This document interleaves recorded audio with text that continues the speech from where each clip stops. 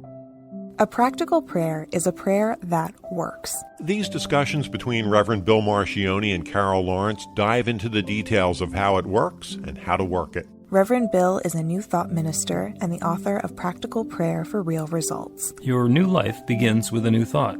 Carol Lawrence is on a spiritual quest, finding the New Thought teaching after decades on the pulpit in 3 different traditional denominations. I've got some questions. Together, they're exploring the philosophy and activities that come together from many of the world's religions to create the practical spirituality that is New Thought.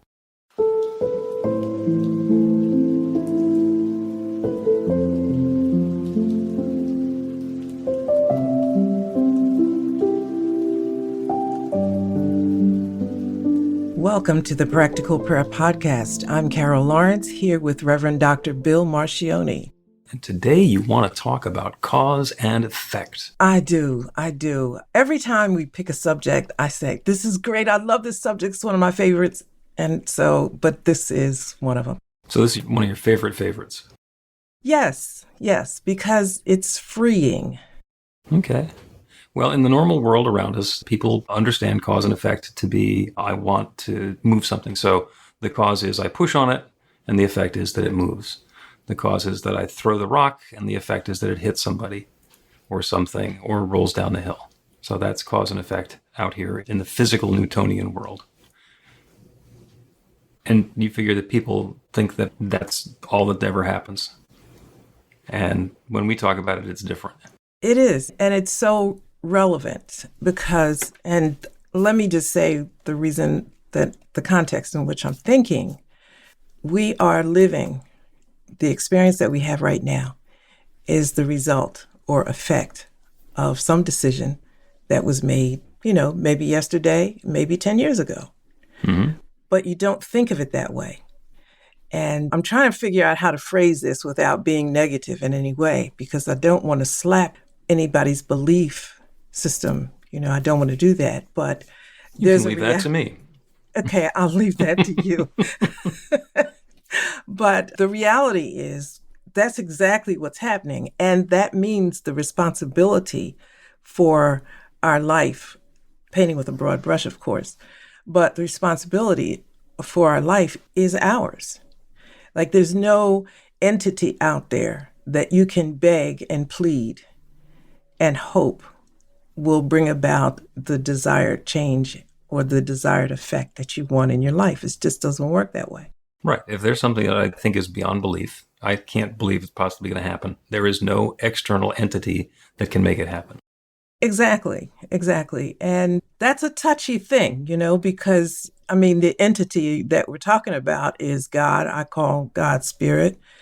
And people, I don't want us to poo-poo what somebody believes about the activity of God in their life, because you can't deny a person's experience. But after a while, you look at the pattern and you see that where you are right now is a result of past behavior. And, you keep doing the same thing, you get the same result. Right. And I didn't give the New Thought equivalent of cause and effect at the beginning when I described cause and effect, which is where if I want something to move, I push on it, and that's the cause. And then it actually moving is the effect. Mm-hmm. In New Thought, we understand that everything starts in consciousness. First cause was God creating everything and sharing its creative energy and power and law with its everything. And wherever consciousness shows up is the ability to activate that law again or some more. It's not again, it's a continuous kind of thing. So in New Thought thinking, the cause is the choice, the decision, the intention to have the thing move. The first effect is pushing on the thing. That is a result of our thinking, I want to have that thing move. So the first thing that we do, the first effect is to push. The secondary effect is that the thing moves. But it's all done in consciousness. It all happens in consciousness. And that's really important because we are free to choose whatever it is we want. There is not some superseding consciousness that's going to override what we want. It may give us something different than we said we wanted, But that's not because it's doing something other than what we wanted. It's because what we want and what we believe is possible are different. Because the law is always responding to our beliefs. When our beliefs are activated by our words, then there's a very clear focus for that creative power, and it brings things into our experience in just spectacular ways. But there's nobody sitting in a director's chair deciding what it is that we're going to get. Exactly. When you say that it all starts in consciousness, could you say that another way? The consciousness, mind, it goes beyond intelligence. It's belief. So whatever it is that exists in my belief system, my consciousness, is what's going to be showing up in my life. And I can change that. Usually it's in incremental steps. Sometimes it can be something transformational and amazing. There was a huge change in my life when I learned about the technique of creating a new experience using a practical prayer, because I was suddenly able to get changes happening in my life instantaneously or really rapidly. And amazing changes that would happen that I would not have had any reason to expect would happen. But I opened up the belief to the possibility that this could happen. And I set the intention that it would, that the experience was unfolding. I got what I call my small self out of the way. And the creative power that knows how to create galaxies started creating stuff in my life. Mm-hmm. I mean, I think I've told the story before about how it was that I moved back from Florida to Philadelphia. I got exiled. It was accidental. I was on the radio, and I moved from Philly to South Carolina for a radio job. And 6 months later, it turned out that I needed a different radio job, and I got hired to go to Miami, Fort Lauderdale. So we moved down there, and the radio job lasted about a half a year, which had been a problem with me in the radio business up until then. So I switched into advertising and technology and marketing and did other things while living in Florida, wanting to move back to the Philadelphia area, but not having the means, the mechanism, the job, whatever, to do that for all kinds of reasons. I've had lots of jobs that were the best job of my life. And one of the best jobs of my life at that time caused us to move from Fort Lauderdale to Tampa. And that's where I really found the New Thought teaching, a very small spiritual community in Tampa, where I learned to do practical prayer, which at that point, being Religious Science International, was called spiritual mind treatment. And set the intention that I really wanted to move back to Philadelphia with my family, and to do so in a way that we're not going to go broke, and we're going to be fully supported, and there's going to be good work and all the rest of that. And the company that I moved to Tampa to join had been a very small consulting company. And a couple of months before I joined them, they'd been acquired by a large nationwide printing supplies company. And so went to work for them, and they kept on changing around our mission, taking us from supporting publishing companies to supporting printing companies. And there was all sorts of noise about how, well, they might just roll this little group in Tampa up into one of the organizations that they had in a bigger city someplace. All of it was scuttlebutt. And we're thinking, okay, we've got family in Philadelphia. There's reasons to go. There's reasons not to go. Is this actually going to be okay for us? Are we going to be like jumping into a hornet's nest or something? There's a big national trade show that happened a couple of times, every couple of years. And they put our little group in Tampa in charge of the trade show presence. And the trade show happened to be at the Pennsylvania Convention Center in Philly. So I got sent up to Philly for 2 weeks to prep and run the trade show with a hotel room. So all I had to do was fly my wife and daughter up, and we got a 2-week audition with a rental car to hang out in Philadelphia and see if it was going to be okay. And it turns out, yeah, it is okay. Now, I was opening myself up to this possibility, and we knew a few months ahead of time that we were going to be doing the trade show, and set the intention, okay, we're now ready to move to Philadelphia. I don't want to be doing something different in Central Florida. I'm open to that possibility. And the boss, who at that point was working in headquarters in Pennsauken, New Jersey, came in and made the announcement that they're closing the Tampa office. Everybody's getting fired except me and 2 other guys. They were remote, working in the Northeast, and they wanted me to move and work at headquarters in Pennsauken, New Jersey. Wow. So a raise, a promotion, a move, all the expenses paid, and they started treating me like a king because they put me in charge of a thing. So is there any reason to believe that that could happen? No. In the beginning, no. Who would script that? Okay, I want to get a job in Tampa so we can move to Tampa so the people in Tampa can move us so we can do a test drive in Philadelphia so that I can then get moved from Tampa to Philly at somebody else's expense. And by the way, it was very convenient because for 3 months, I was the only person working in the office in Tampa. I had an awful lot of autonomy. I got used to it. So when we talk about cause and effect, the cause was not me telling somebody to move me to Philly. The cause was not me finagling something. The cause was me getting to the point in consciousness, in my belief, that this was possible, and to open myself to those possibilities and let go of everything that wasn't like it. That was the cause.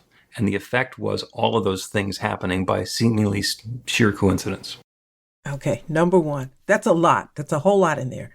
So Well, there's a big story, yeah. Yeah, so I'm going to try to pick out a couple of things. So how long did it take from Florida to Philly? We were in Tampa for 1 year. Mm-hmm. The lease on the house was up in February, or the end of February of 97, and we had signed the lease sometime in February, and so we were out of there in a year. I had found the spiritual community where I learned this probably in the summer, and learned to do the prayer techniques probably, I'm going to say, October, November timeframe. So between October and February, all of this stuff happened. October and February. Okay. And then you were in Philly by February. The trade show was in October. October. Okay. So we were just starting to learn this stuff, and it's just starting to happen. And I think they closed down the office in November, December. So a little bit of time. That wasn't a huge amount of time, but a little bit of time there. But the key thing in your story in the beginning is that you believed it could happen. I opened myself to the possibility that it could happen. And I let go of any resistance that I had. And initially the resistance is, do we really want to move back to Philly where the family is and get ensnarled in all of the family stuff that had been going on previously? Do we really want to, do this thing? And the circumstances unfolded in such a way that there was a reassurance that the universe gave us the opportunity to say, yeah, this is going to be okay. So when you look at, first of all, we established that what we do now affects later, or what we have done in the past is where we are now. But when you do it in a deliberate fashion, because it happens all the time, it happens whether we're aware of it or not. Mm-hmm. Okay, so once you become aware of it, let's say today I want to really start exercising this, my understanding of cause and effect. And I don't want it to be like what I would chalk up as coincidental anymore. Never was coincidental, but I don't want to chalk it up that way anymore. So I need to get to a place where I believe it can happen. Or you're saying that the term that you used is open to the possibility. Mm-hmm. Surrender to the disbelief. Let go of the disbelief. Yeah. When I give you a scenario about something happening and your immediate reaction is, yeah, but that can't happen. The operative belief is, yeah, but that can't happen. So when we're opening to possibilities, if we say, here's this outlandish possibility, I say, well, that seems unlikely, but okay. Rather than it's not going to happen, or coming up with the reasons that it's not going to happen. That gives the infinite creative power that creates everything a lot of elbow room. Because when something starts to happen, we're not going to stop it. It's also when you're open to the possibilities, and I'm a nitpicker, right? Because I'm like, you're open to the possibility that spirit, or that this could happen in this universe that we're in. Why not? So you can choose, all the reasons why it won't, but then I choose this. So when you're open to the possibility, I think that takes a little bit of energy so that you can catch the doubts and the fear and all of that right there in the beginning. Absolutely. That's huge. That is naysayers and the pivot. Let's take a break, and when we come back, we will talk about pivots and naysayers. Learn to put practical prayer to work in your life. The steps are simple to learn and let you begin to get real results to create the life of your dreams immediately. Reverend Bill Marcione's widely acclaimed book, Practical Prayer for Real Results, gives you a clear summary of the new thought principles behind practical prayer and the series of easy-to-understand steps found in the most effective prayers from religions and spiritual practices all over the world and throughout history. Practical prayer is not a replacement for your religion or practice. It's a technique to make the work you do in consciousness even more effective. The book includes 40 prayers on various topics that you can adapt as needed and use as your own. Practical Prayer for Real Results is available in paperback, Kindle, and audiobook on Amazon or at b-the-light.com. That's b-the-light.com.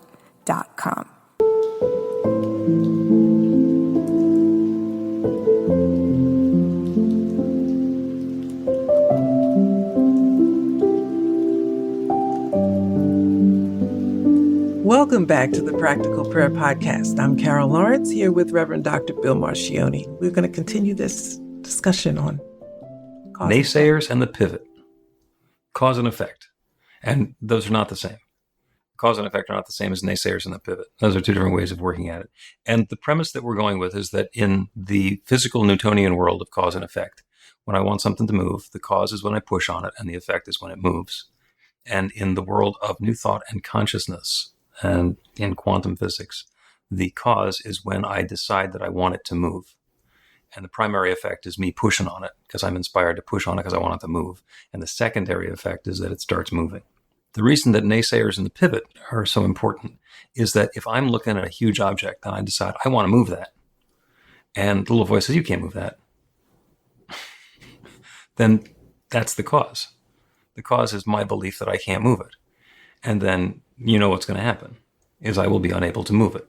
Even if I say I really want to move that thing, if I believe I can't move it, then it's done as I believe and I can't move it.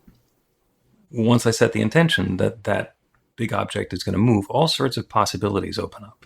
And I don't know what kind of a big object it is, but it's possible that if it's a big object that's at the top of a hill, it can just start rolling. Or you can dig out a little bit of the earth under it, it's going to make it start rolling, and there it goes. Or it could tip over.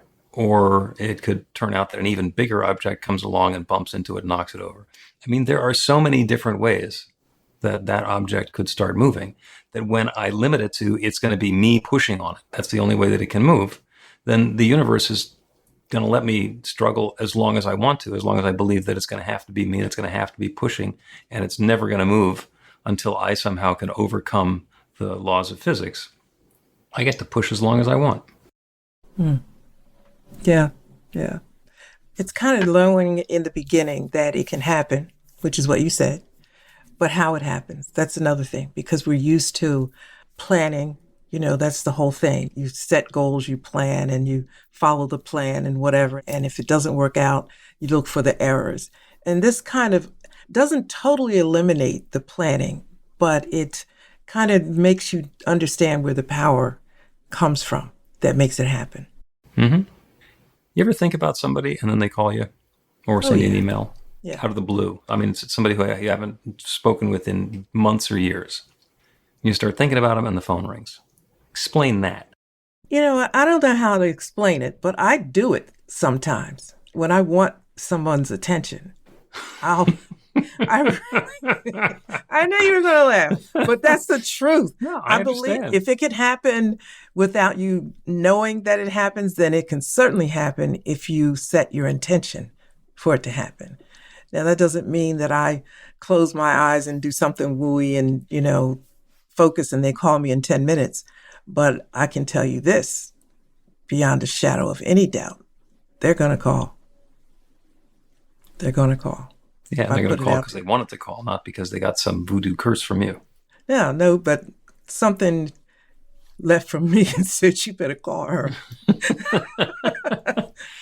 And when those happen to people who are just going through their normal course of their lives, they call it a coincidence. And I'm perfectly happy calling all of this stuff a coincidence. I'm going to sit over here and I'm going to do a practical prayer. I'm going to say some words either out loud or in the privacy of my own head, and then something's going to happen in the world. Do I care that I can either explain exactly what I believe the metaphysics of that is, or is it okay with me if the good thing that's showing up in my life just shows up by coincidence? Do I care? No. I care because I want to make sure that it happens again. Oh, no. If I'm generating the coincidences that are making me happy, and it's just a coincidence that I do a practical prayer for something and then it shows up, Does it make any difference whether I call that me harnessing the creative power in the universe or inspiring a coincidence? That's my thinking. So people who are having all these happy coincidences coming up in their lives are doing exactly the same thing that we're talking about.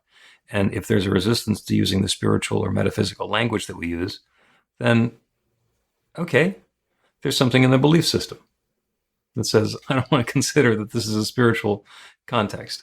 Fine. It still works. Yeah, it does. But like, hold it a second, If you just think that it's coincidence and that you had no part in it and it just happened to you, those are people that you meet all the time where just like life has happened. I'm in this situation and life has happened and it just keeps on happening and I have bad luck. You got to put a stake in the ground and say, listen, let's look at how this happened and how we can make it happen differently. Now, what I find a lot is even getting you to the point to believe that you can make it happen differently. People are very comfortable with the idea that just life happens or excrement happens. And yeah, life does happen, but not to the degree that we just sit back and just say, well, I'm just going to hope and pray for the best. I'm putting my 2 cents in there with some level of knowledge of how this works. And it doesn't have to happen that way. I mean, I don't catch everything, and I'm not using myself totally as an example, but you can't catch everything because you just can't. But having some understanding of how it works is better than saying it's just going to work. Like, it's not a magic. I've read your book and I've taken your classes and I know it back and forth. And so I can do 5 backward to 1 or I got it, right? Yeah. But it's not magic words, what right. I mean? And what I said before is when we believe that it's just happening by coincidence, we are leaving the spiritual context out of it, in which case eventually what will happen is the same thing that happens if we're just doing affirmations and instead of doing a spiritual practice of affirmative prayer or practical prayer or spiritual mind treatment, is when I get to something that my ego self, my small self doesn't believe I can do, I don't have anywhere to go. And when we're doing it as a prayer, we start with our identification of that infinite creative power that creates everything that has created each of us. It's created me. So I know that I am that same divine power and presence, and I have access to that same creative law. So when I say I am prosperous, it's not just me sitting down here looking at my bank balance, claiming I'm prosperous. It's me and God together knowing that I'm prosperous. And putting ourselves in the A-team that way is pretty powerful, because I may or may not have some financial considerations and concerns, but God doesn't. God knows how to make another galaxy. God knows how to create and do anything. God has infinite resource. So put myself on the team with that divine creative power, and suddenly my belief system gets bigger because of the and. And that's important. I think it's working with the belief system. There is some intelligence in this whole process, even though first it's God, it's God all powerful everywhere and all of that. But there is intelligence in that. And we had a comment over here that from Maureen, I think, that would add to this. She said, wouldn't that be taking into consideration of the greater good for all? And it seems to be saying that she's saying you have to think beyond just the want, but all things concerned.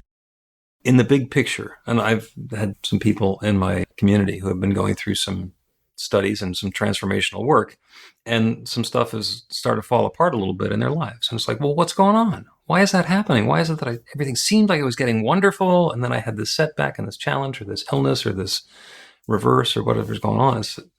What happens is that something needs to shake loose from the status quo in order for something new to come into being. It is completely possible for love to be unfolding and the greater good for all to be revealing itself. And there are some people who don't want the greater good for all. There are some people who are approaching this creative process from a place of fear. The fear that if somebody else has something good, that means that I don't have something good, that there's a competitiveness, that there's a limitation or a zero sum, where in order for me to be a winner, somebody else has to be a loser. So let me go out and make some losers. And when that gets into the world, that directly competes with the notion of greatest good, because then there are people who are actively campaigning against it. So it turns out, in my experience, that greatest good generally is a wonderful way to go because it doesn't create any opposition. It's the least amount of friction. If I am opening myself to my good and knowing that that same good is lifting all the boats, then I'm setting up a possibility for that creative field to be much bigger and much more powerful, because I'm now connecting myself with all of the other individuals who want us all to succeed and to prosper. Mm-hmm. And so that brings in some other ideas about your mindset and how you feel about things, character, for example, and all of that's a part of it. In the old tradition of praying, when you get all that together and you discover that you're a wretch undone, and that by the time you start praying, you've already decided that you're not worth it and that you don't deserve it. And then the greater good kind of even takes a step back from that, because my goodness, if I don't think I'm worth it, I'm not going to bring other people, or you don't even think about the greater good in that respect. And then there's the thing about, do I have the right in my terrible condition to even ask for such a thing? Which is right. Good. If I go into the prayer believing that I don't deserve whatever good it is that I'm looking for, and hoping that a power outside of myself will decide that I'm wrong and I do deserve it, well, then the prayer is either for me to not have it or to be wrong. And that really goes against everything that we're about. The idea is to align ourselves with that infinite creative power and use it and allow it to work, and just to work it, because it does work. A perfect example of group consciousness is the Unexpected Income Club. We run that periodically in New Thought, Philadelphia. And people who join the club basically make a commitment to do a practical prayer once a day. And it's a prayer for themselves and for everybody else in the Unexpected Income Club to joyously receive unexpected income from whatever source. And it's joyously because we don't want it to be things like insurance settlements and inheritances. So we are open to the good showing up in whatever is going to happen. And we're going to include it to be joyous. And we're supporting each other by putting that out for all the members of the group. We don't even need to know who all the group members are, because it's one infinite mind. The infinite knows who the members of the group are. And by putting that energy and intention into this universal creative power, the unexpected income stories that show up are just entertaining.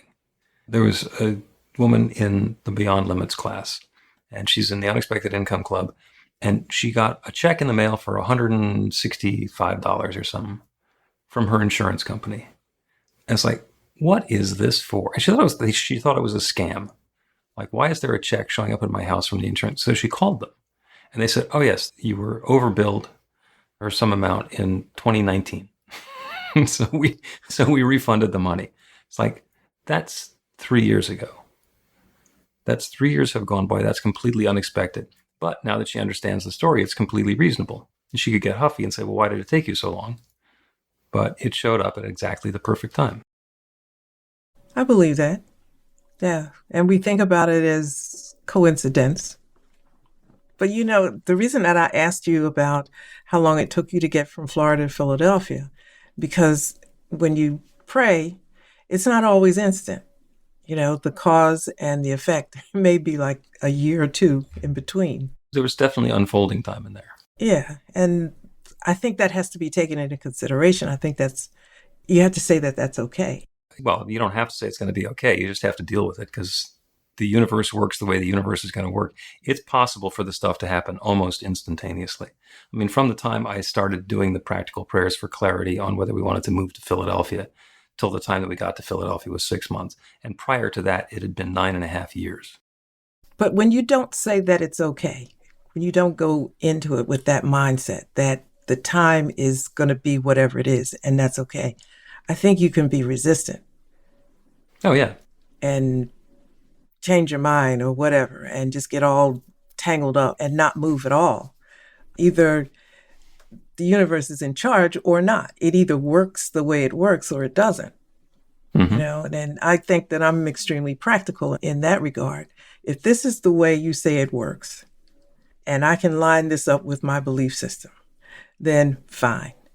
For example, there's something that I was planning to do.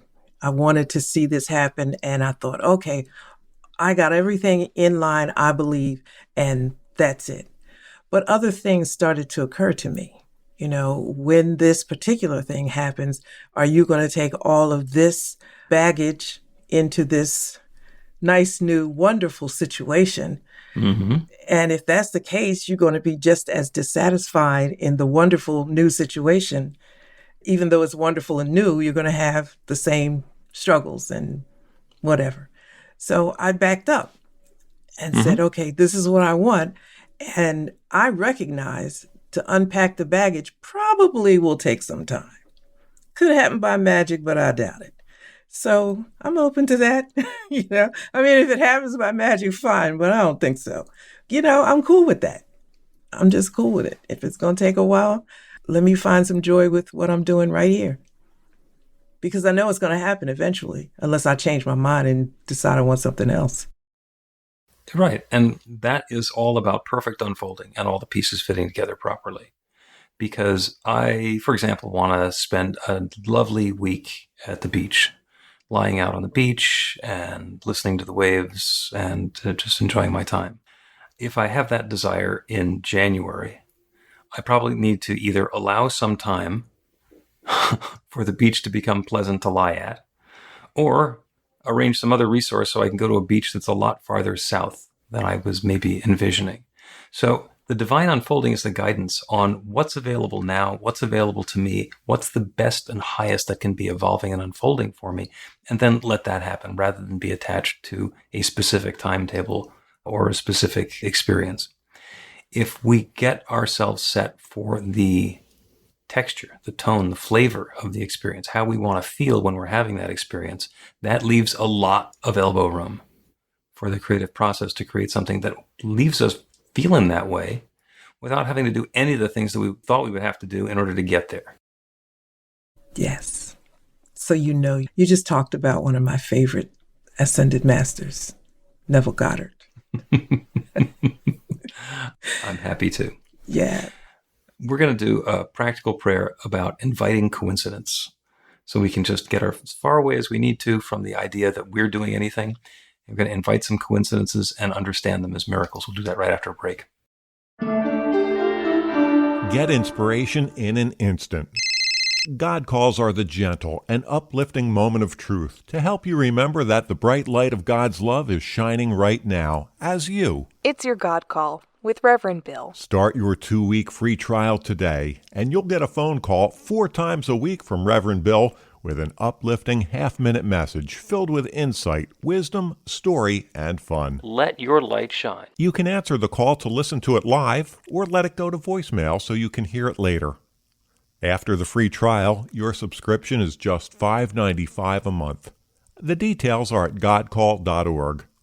God calls are disruptive, intentionally. Whenever you write something, put on a gold star. They take you away from your routine to remind you about the truth of who you really are. They come at random times between 8:15 a.m. and 6 p.m., so you won't be expecting them.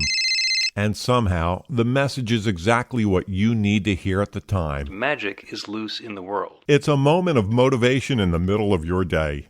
Find out more and start your 2-week free trial now.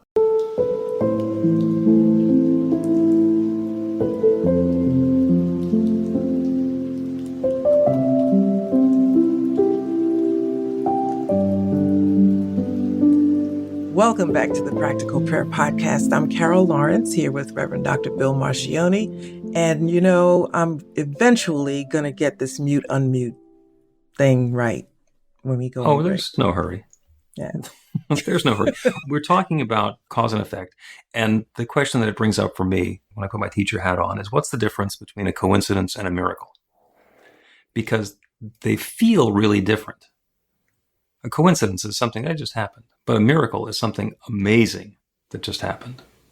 But the important part is that in neither case can we explain ahead of time how they're going to happen. The how of it is completely beyond our pay grade. The difference between a coincidence and a miracle is the oomph or the impact that they have on the experience we have in life. And when we get ourselves into a groove of being in that experience of cause and effect, of being aware of that infinite creative power that creates everything and that we're part of it, then we are able to set an intention, open an invitation for something wonderful. And by letting go of the details, letting go of thinking that we have to know what those effects are all going to look like, we set our intention. We open ourselves to whatever that feeling is at the end of the whole thing. That's the cause. The cause is that new feeling of success, of harmony, of love, of vitality, of completion, of creativity, of partnership, of romance, of whatever we're looking for, whatever that experience is coming into our lives. And then, depending on the level of astoundingness, it's either a miracle or a coincidence. So the prayer today is going to be on bringing that newness into life, whether it's a miracle or a coincidence, whether it's something that we consider to be delightful but small or spectacular and big. In the eyes of the infinite creative power that creates galaxies, it's all pretty small. So we can think as big as we want, and we've got a partner that is working on a grand scale.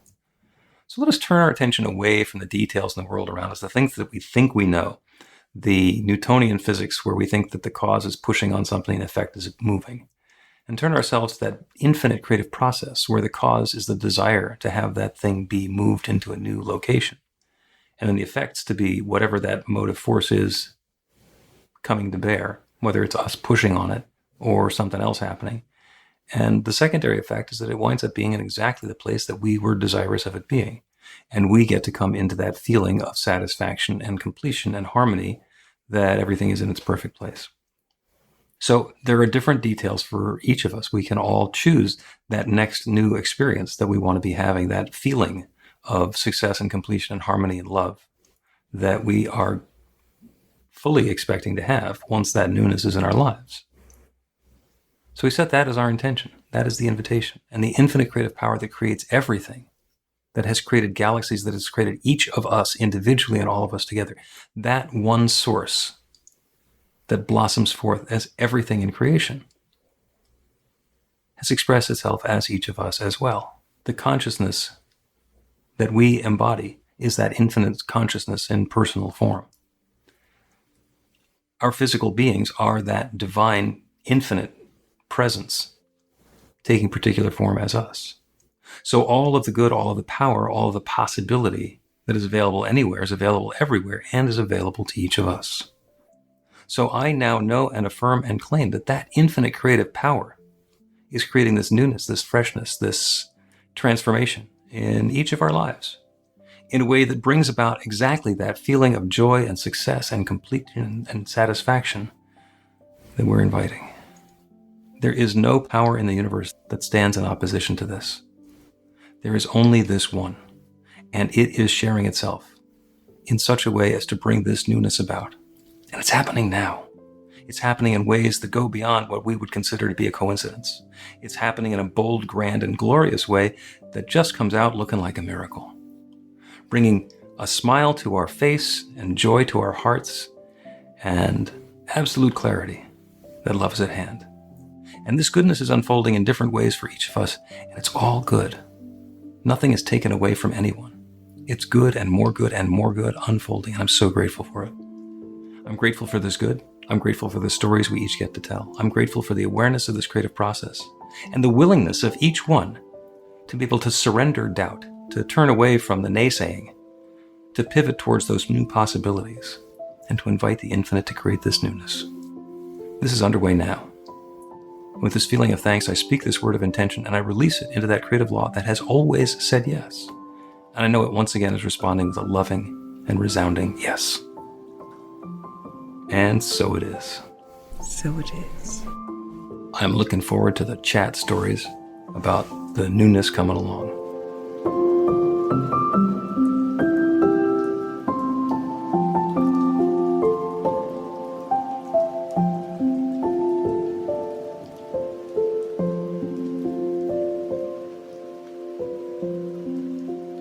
The Practical Prayer Podcast with Reverend Bill Marcioni and Carol Lawrence is a production of BeTheLight.com, be-the-light.com, where you can find more information about practical prayer for real results. Our theme is by Music of Wisdom. You can learn about the spiritual community of New Thought Philadelphia with daily guided meditations, Weekly celebrations of spirit, and Reverend Bill's classes in practical spirituality at newthoughtphilly.org.